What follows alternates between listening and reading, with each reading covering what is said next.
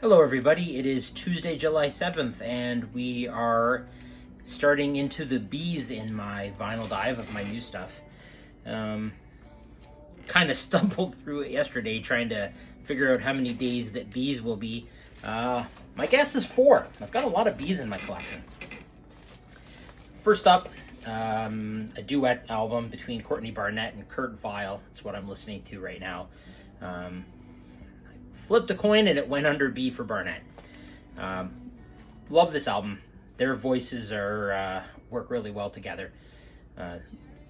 Album came about as a result of Barnett and Vile just both liking each other's music, and they did this album. Blue Rodeo live at Massey Hall. Great album. Massey Hall is a fantastic place to see a show. Embarrassingly, I have only ever been to one show at Massey Hall, and that was to see Fleet Foxes several years ago. Would love to go back again, but they were doing some major renovations, and I would suspect they're obviously not done yet, but hard to say. I have a couple from Broken Social Scene. This one, Let's Try the After. And then next up is Hug of Thunder. I respect Broken Social Scene probably more than I like them, if that makes sense. As far as a group of musicians and what they have done for Toronto musicians and other artists, if you look to see who is, whether they are official or semi-unofficial members of Broken Social Scene, it's a giant group.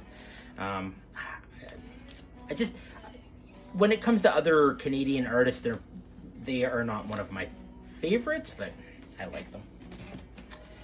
A couple from Mr. David Bowie. No Plan. This was a Record Store Day release, and it has a special etching on side B, which basically meant they didn't have enough material for two sides. Always kind of annoys me. This one I also picked up on Record Store Day, but I don't recall if it was an official Record Store Day release or not. And it's a 3-album, 6-side live album mix from Bowie. And then the last official Bowie album, Black Star. When it comes to Bowie albums, this is one of the very best. This album ended up being released a day or two before Bowie died, which was all fairly creepy.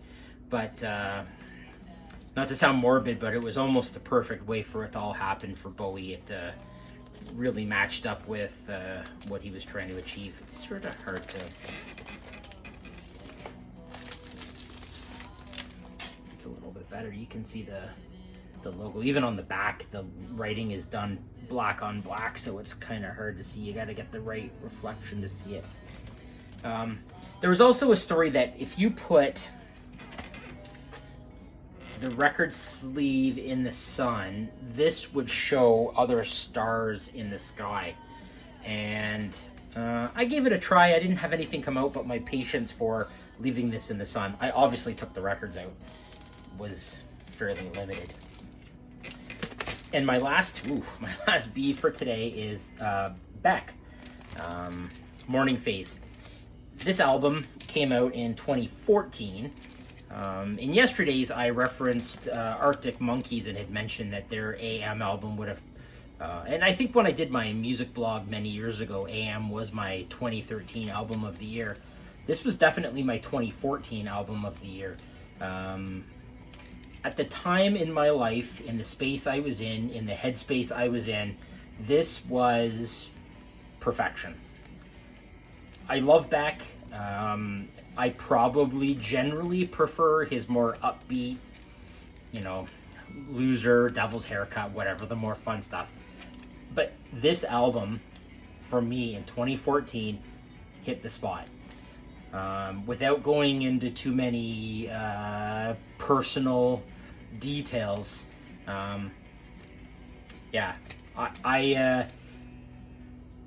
but because of some of what it reminds me of, I struggled a little bit listening to it. And it's tough because I do love the album so much.